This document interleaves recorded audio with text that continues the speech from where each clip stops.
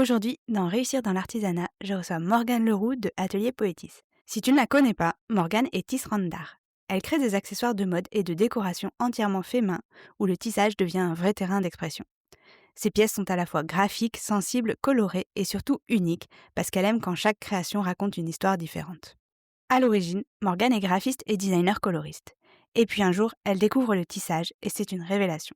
Elle tombe amoureuse de cette technique qui lui permet de créer comme on composerait une recette en mélangeant lignes, formes, couleurs et matières.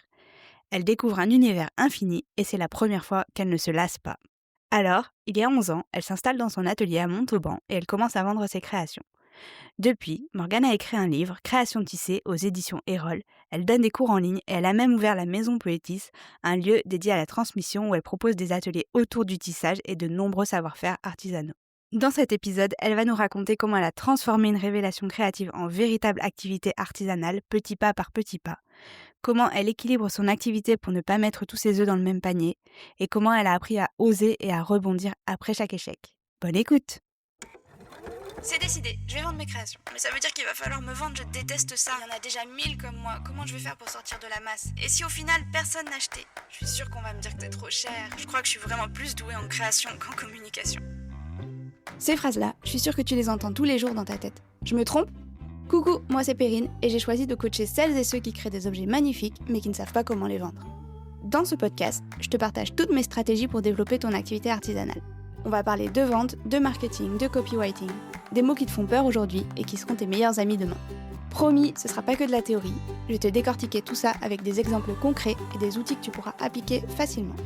Et je vais aussi te faire rencontrer des artisans et des artisanes qui ont réussi pour que tu réalises que toi aussi tu peux y arriver. Parce qu'on a besoin de la beauté de ton travail dans cet univers. Bienvenue dans ton espace pour réussir dans l'artisanat. Attrape tes aiguilles, tes outils, tes pinceaux. Et écoute-moi en créant, je vais te montrer comment vendre ce que tu auras juste créé. Les artisans que tu admires aujourd'hui ont tous commencé quelque part, alors pourquoi pas toi?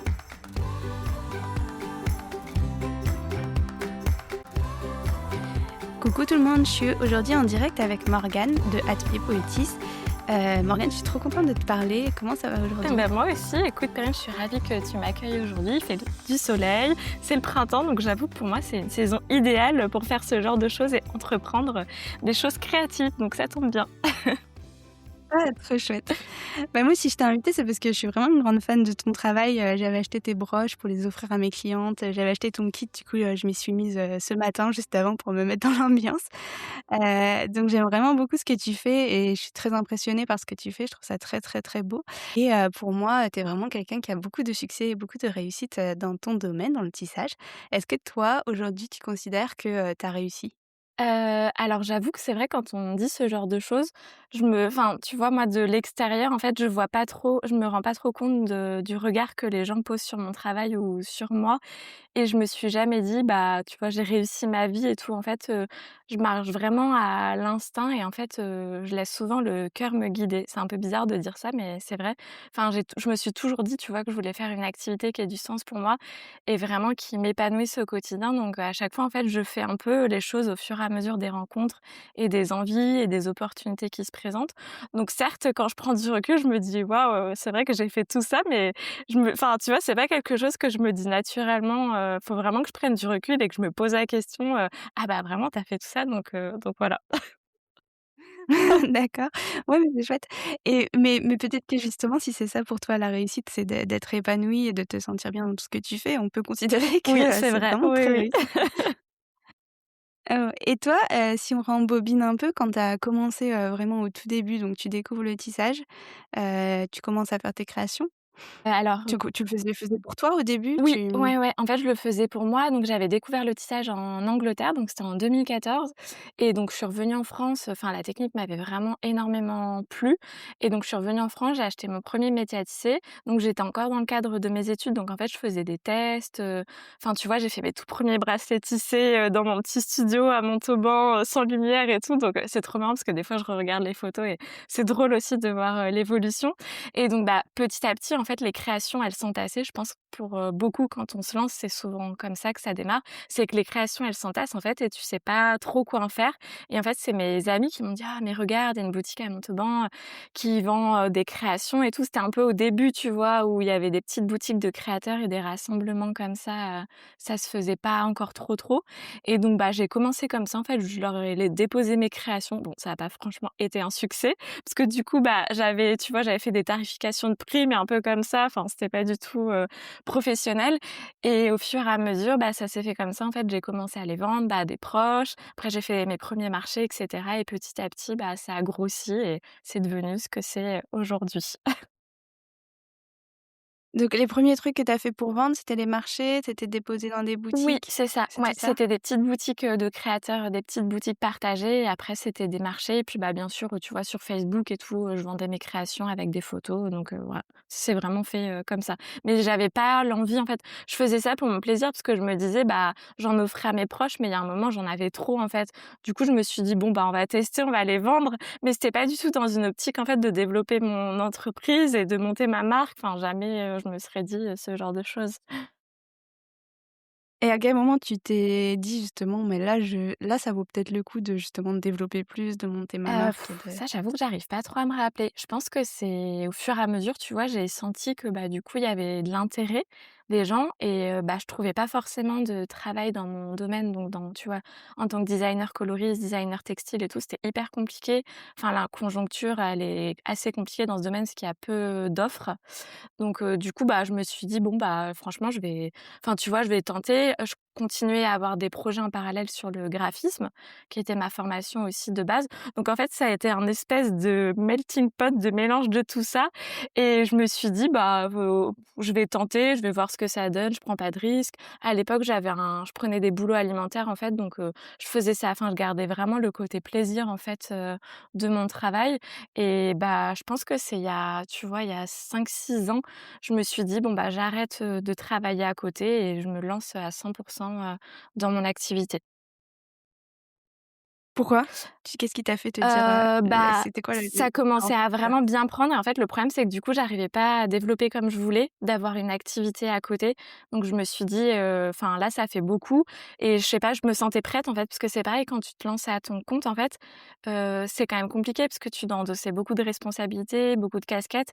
Donc faut pouvoir, tu vois, enfin assumer toutes ces choses et puis, bah, tu as quand même une charge financière qui n'est pas, comment dire, négligeable et que enfin, tu faut que tu assumes du coup de pouvoir te rémunérer, correctement. Enfin, pour moi, tu vois, quand on vit de ce travail, il y a certes la passion, mais il faut pouvoir réussir à en vivre pour vivre, décemment, en fait, pour pouvoir payer tes factures, ton loyer et cetera.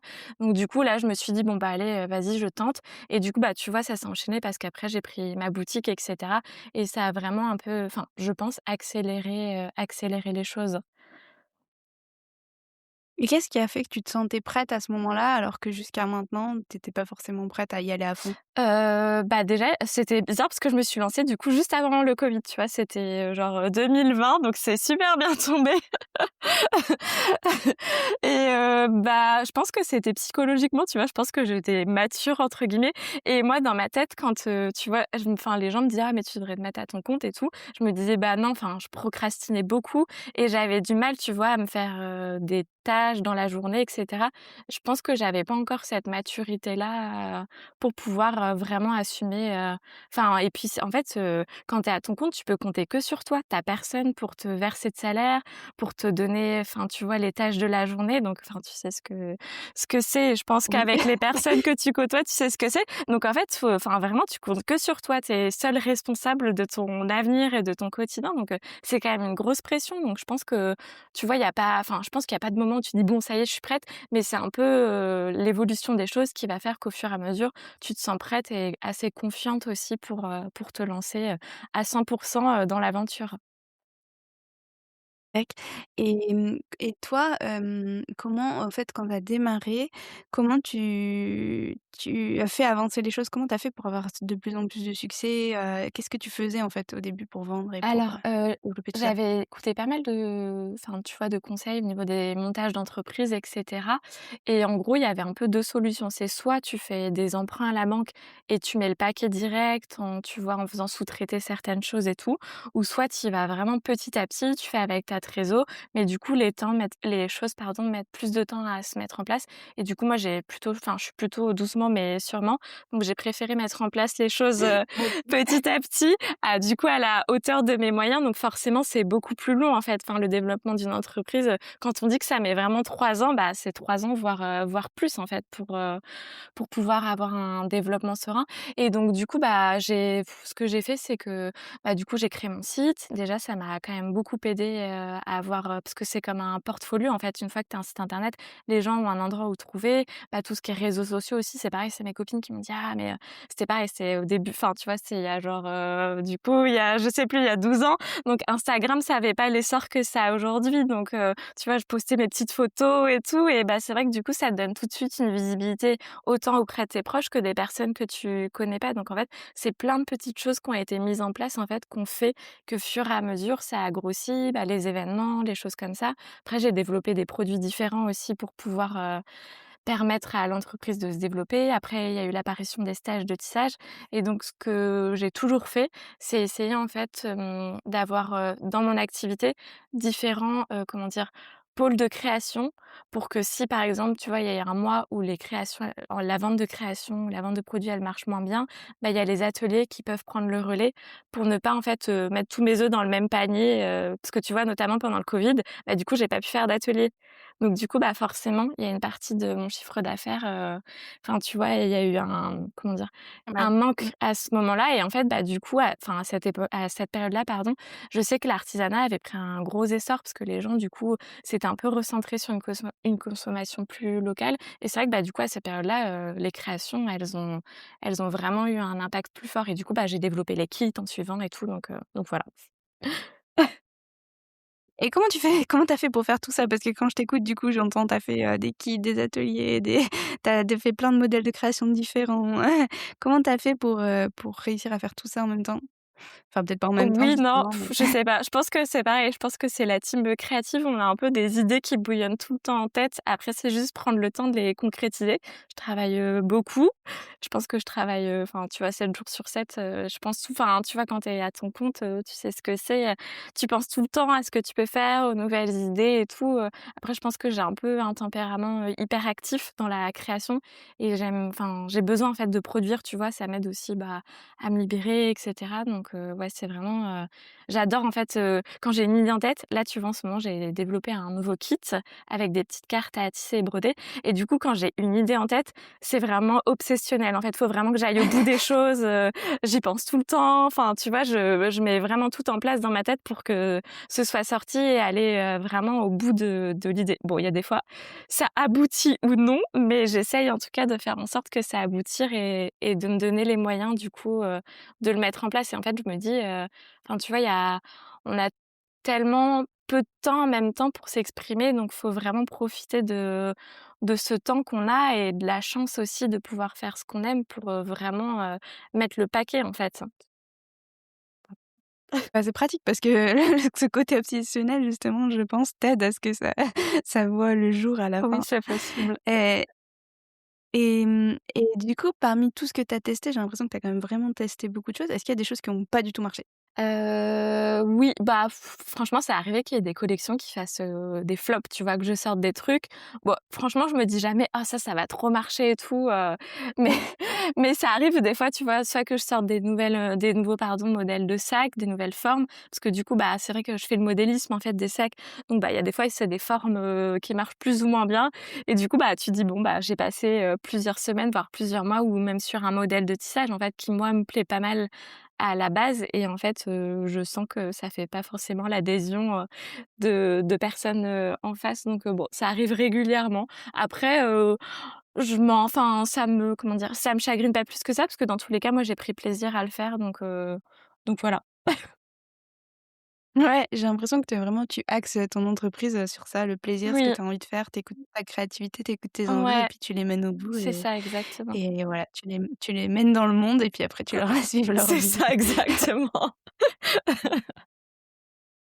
Et est-ce qu'au contraire, il y a des choses qui ont vraiment marché, même en termes de marketing? Est-ce que c'est plutôt Instagram? Est-ce que c'est d'avoir travaillé ta boutique, le SEO? Qu'est-ce qui a vraiment fait la différence? Je pense que c'est quand j'ai pris une boutique physique, vraiment avec, du coup je me suis la première boutique je l'ai prise il y a, 4 ans, 4 ans et demi et du coup, bah, c'était à la base pour faire mes ateliers, pour avoir vraiment un lieu où je pouvais faire, mes ateliers et j'ai l'impression que ça a vraiment donné un élan parce que du coup ça a donné, comment dire?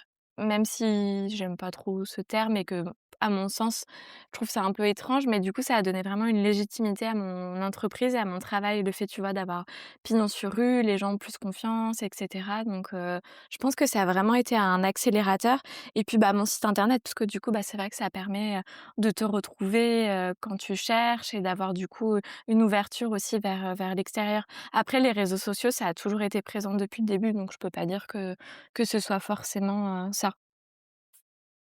D'accord, et tout ça, tu as appris toute seule, sur le tas, Ouais, bah, après j'ai une formation du coup, dans le domaine du design, du graphisme et cetera. Donc ça m'a quand même donné des clés, tu vois? Pour tout ce qui est, bah, du coup design graphique, tout pour ce qui est ma com. Je pense que enfin, tu vois, c'est pareil, je m'en rendais pas trop compte au début. Tout le monde me dit: «Ah bah, c'est hyper cohérent ce que tu fais et tout». J'étais: «Ah bah, ouais, enfin je sais pas, je fais ça comme ça, un peu instinctivement». Mais bon, je pense que mine de rien, il y a des choses qu'on fait et qu'on reproduit, sans forcément y faire attention. Donc bah, forcément ma formation de graphiste, elle m'a beaucoup aidée, tout comme ma formation, de designer coloriste et après, bah, des fois, tu vois, je m'auto-forme, beaucoup ou des fois je suis des formations en ligne, des choses comme ça pour m'aider un peu, sur certains domaines où pour le coup, je suis un peu moins à l'aise.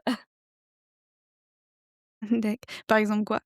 Par exemple, bah, le SEO, par exemple, parce que du coup, c'est pas du tout dans mon C'est-à-dire? domaine de compétences, puis ça évolue tellement vite aujourd'hui entre tout. Enfin, en fait, faut vraiment être à la page tout le temps, que ce soit sur les réseaux, sur internet, sur tout.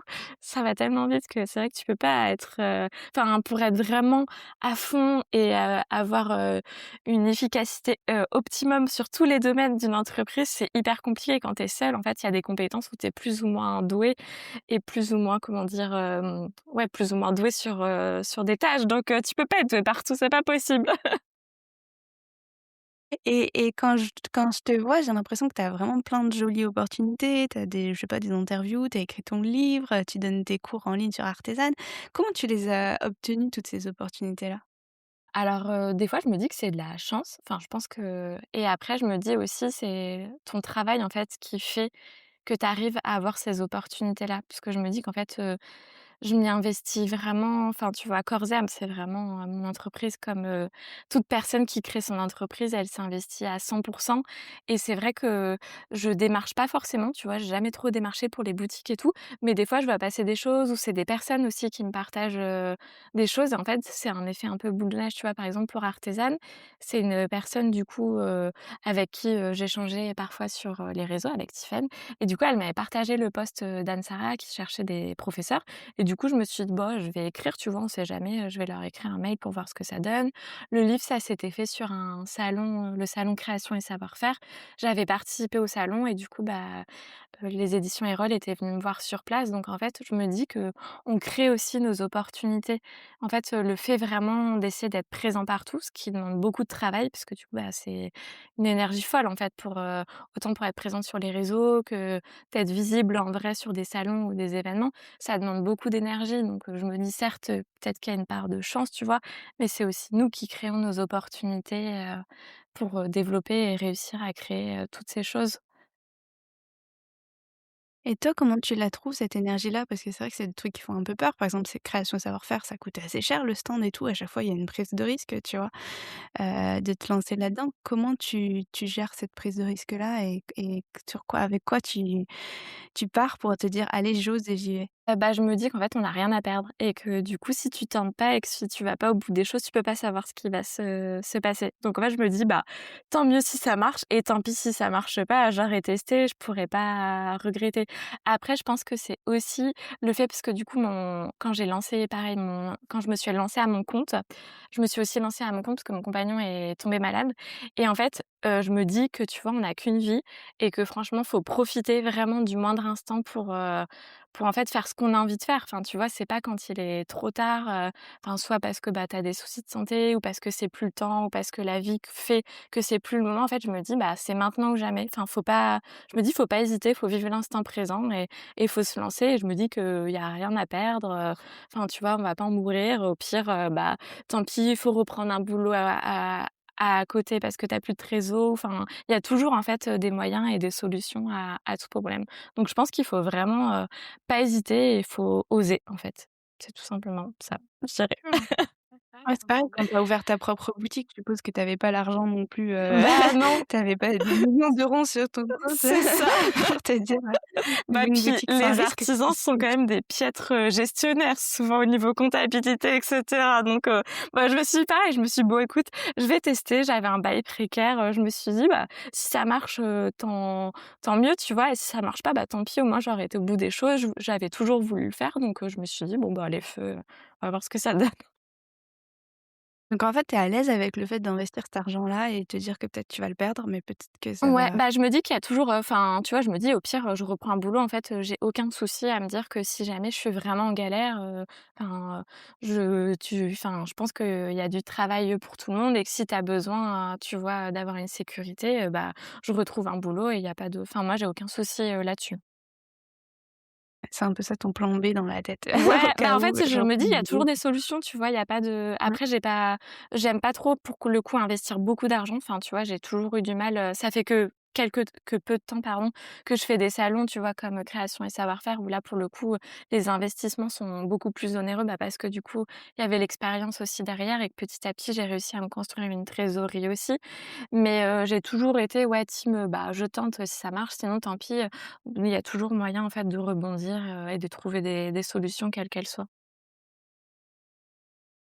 OK, et aujourd'hui, quand tu dis donc tu es présente partout, qu'est-ce que tu fais aujourd'hui, pour revendre? Bah, du coup, c'est beaucoup sur, les salons, mine de rien, que j'arrive à trouver, la clientèle et à renouveler aussi.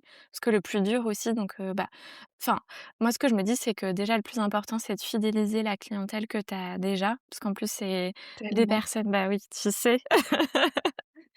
J'arrête pas de le répéter. Ouais, mais C'est c'est vrai beaucoup qu'on se plus dit tout facile de vendre à ouais, quelqu'un bah, qui puis est c'est là. pareil, enfin, tu vas le savoir qu'au final, j'avais vu comme quoi, tu dépenses 3 fois plus d'argent et d'énergie à devoir trouver une nouvelle, clientèle plutôt qu'à fidéliser, en fait, une clientèle, et même au-delà de ça, en fait, moi, j'adore échanger, tu vois, avec, mon cercle, du coup, cliente, amie, parce que souvent, ça devient un peu des copines, enfin, tu vois, c'est un peu ambigu, mais je trouve ça tellement plaisant. Puis du coup, bah, elles évoluent avec toi. C'est grâce à ces personnes-là aussi que ton entreprise évolue. Donc en fait, je trouve ça hyper important, de les valoriser, de continuer à échanger avec elles et cetera.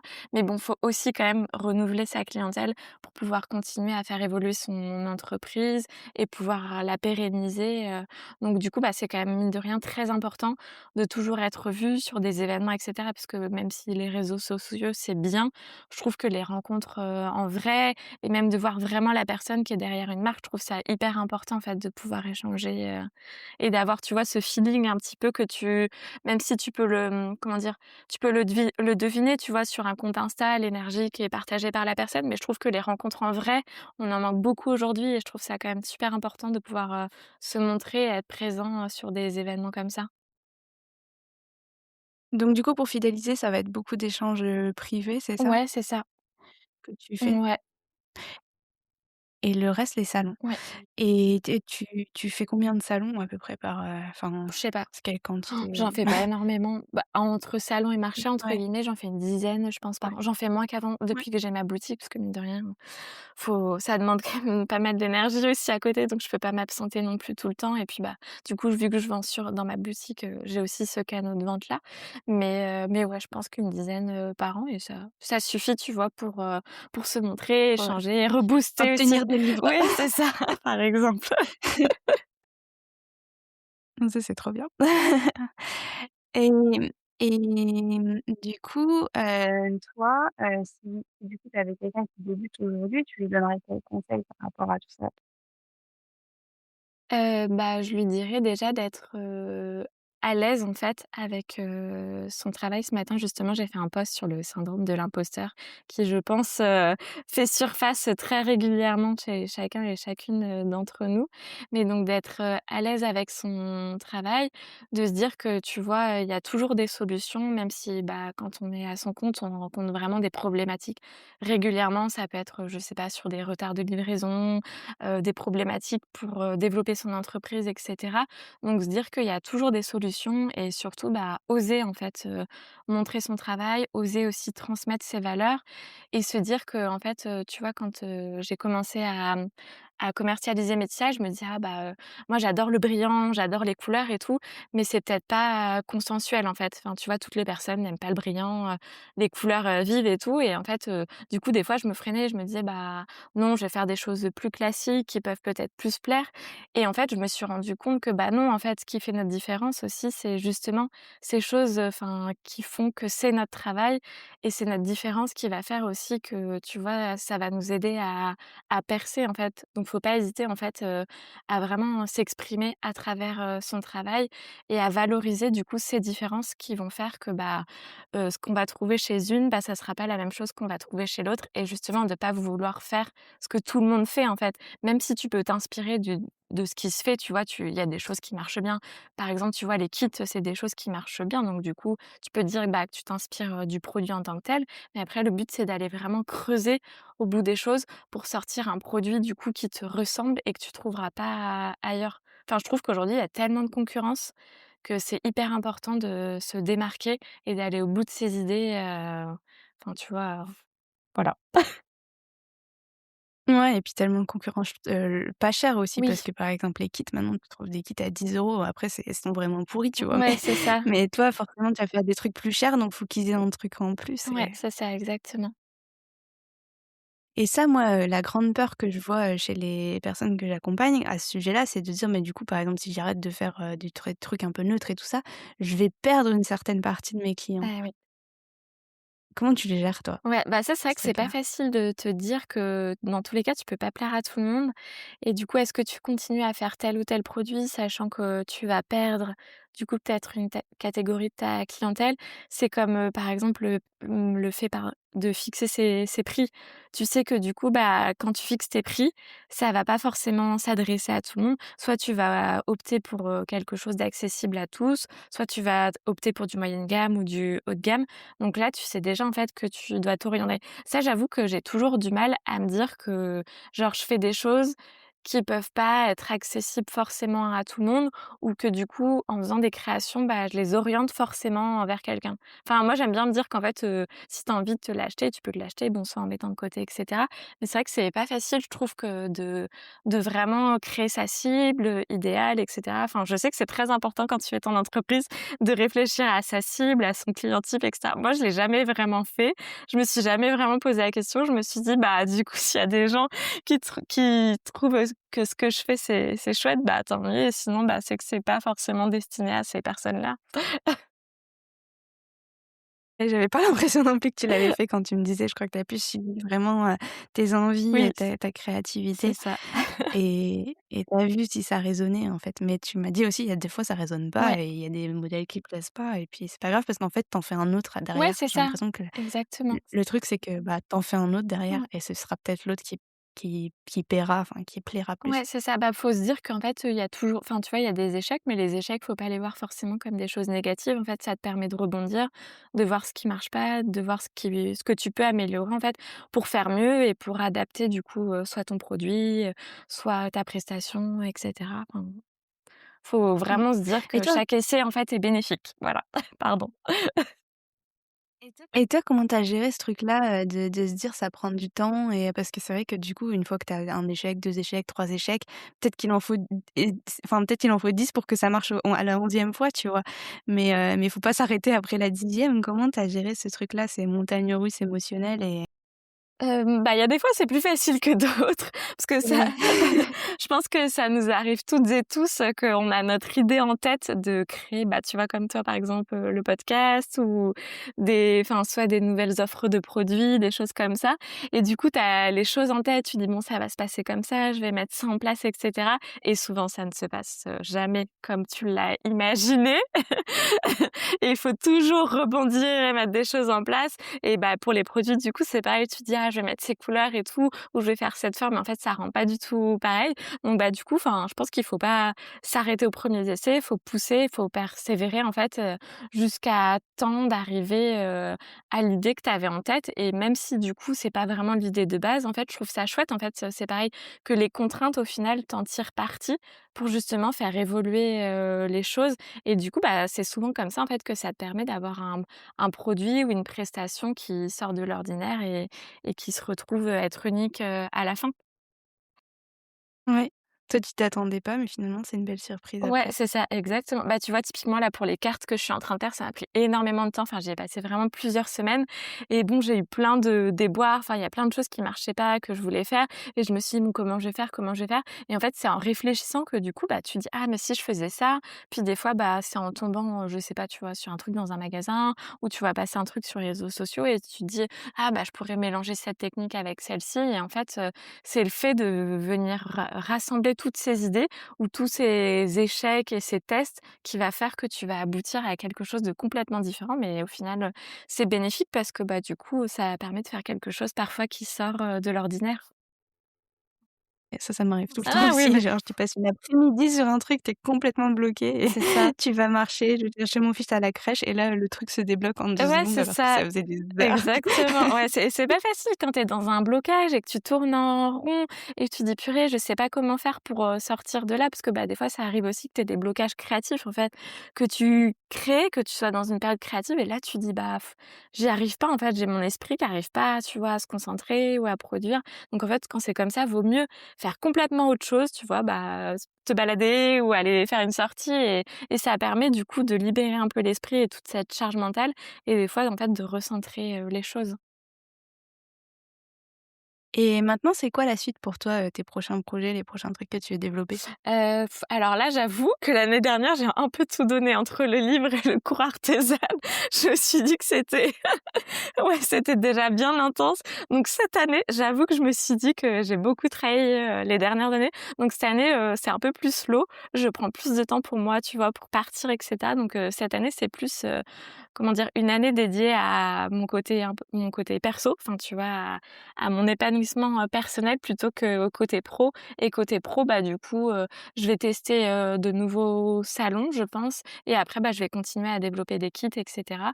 Mais j'ai pas trop de vraiment de big projets ou de choses à venir. Je suis plutôt en mode slow, Sauf sauf si une nouvelle idée vient dans ta tête, c'est j'ai compris ouais, et c'est ça, qu'en oui, tu pourras pas t'empêcher de oui, on n'est pas à l'abri. Oui, parce que j'ai quand même des petits trucs, tu vois, qui tournent. Mais bon, là, j'ai pas forcément le temps, donc je me dis peut-être que enfin, ça vient en fonction, des opportunités aussi et du temps que tu peux accorder à certains développements d'idées.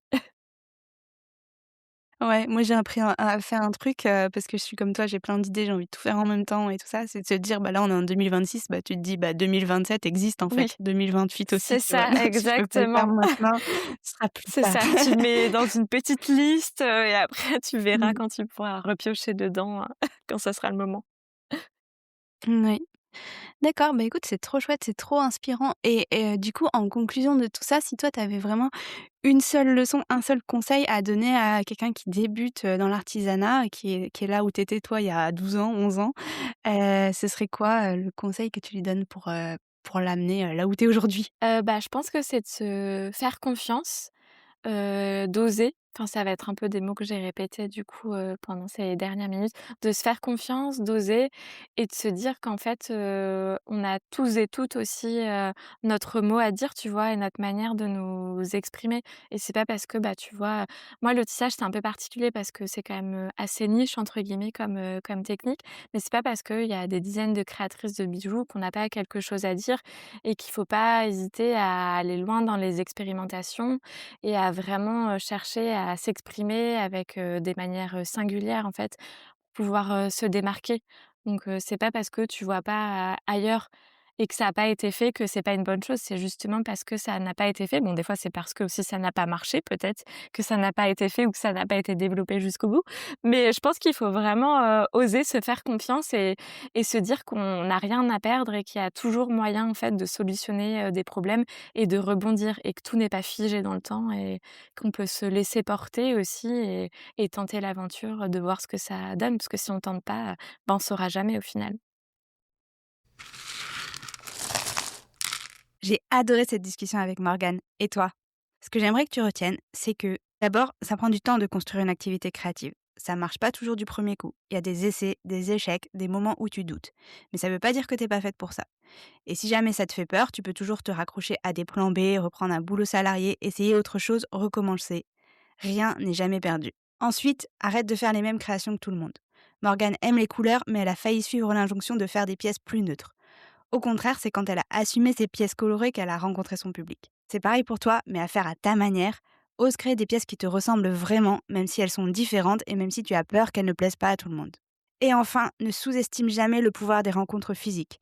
Morgane l'a dit, ce qui a fait la différence pour elle, c'est d'ouvrir sa propre boutique à Montauban et de provoquer les rencontres en allant sur des salons. C'est d'ailleurs comme ça qu'elle a obtenu l'opportunité d'écrire un livre. Donc oui, le physique, ça fait peur parce que ça demande souvent d'investir de l'argent, mais ça a aussi le pouvoir de créer les plus belles opportunités. Maintenant, j'ai un défi pour toi qui nous écoutes, c'est d'envoyer une avalanche d'amour et de remerciements à Morgane. Elle sait pas que je te dis ça, alors ça va être une surprise. Donc va sur son compte, je mettrai les liens dans les notes de l'épisode, et envoie-lui un message pour lui dire tout ce que cette discussion t'a apporté et ce que ça va changer pour toi. Merci d'avoir passé ce moment créatif avec moi aujourd'hui. Si t'as créé quelque chose pendant l'épisode, j'adorerais que tu m'envoies une photo. Et surtout, viens me dire ce qui t'a marqué, ce que tu en retiens, ce que tu as envie de tester ou de faire différemment maintenant. Ça me ferait beaucoup trop plaisir d'en discuter avec toi. Tu peux aussi me laisser un avis sur la plateforme de ton choix. C'est grâce à toi qu'on va aider plein de créateurs et de créatrices à vivre de leur passion. En écoutant le podcast, tu es déjà sur le bon chemin pour faire grandir ton entreprise. À bientôt